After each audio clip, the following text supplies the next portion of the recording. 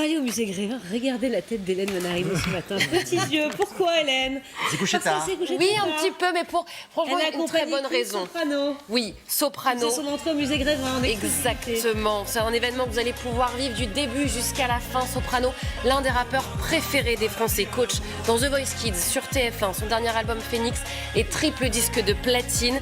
Bref, rien de plus normal que les 11 sages aient décidé que c'était à son tour de rentrer au musée Grévin, d'avoir sa statue.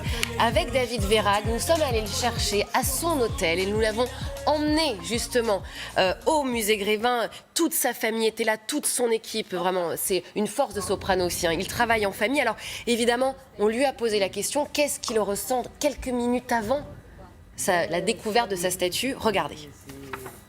Depuis 2 jours, tout le monde me dit « Mais tu n'es pas stressé, je stresse plus que toi. » Non, je ne suis pas stressé parce que je suis concentré. Depuis tout à l'heure, depuis que je suis sorti de ma chambre, que je suis sur la route, je me dis « Je vais rentrer dans l'histoire en fait, tu vois. Ouais. Ça veut dire que dans mes petits enfants, si le musée existe encore, ben, ils peuvent aller voir leur arrière-grand-père. C'est un truc de malade. Quand Gims est rentré, on avait tous des frissons, nous, dans l'urbain, parce qu'on s'est dit, voilà, depuis le temps, depuis les Hayam, ça bosse pour qu'on puisse reconnaître un peu la musique urbaine.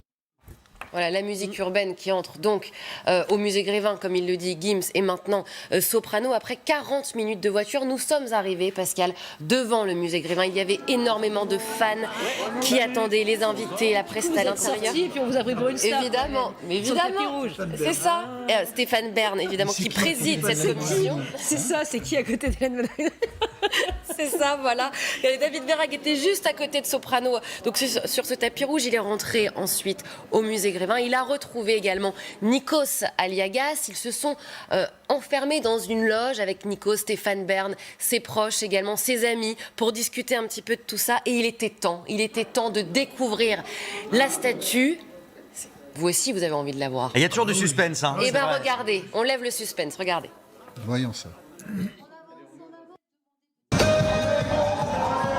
Et voilà, Soprano à Grévin.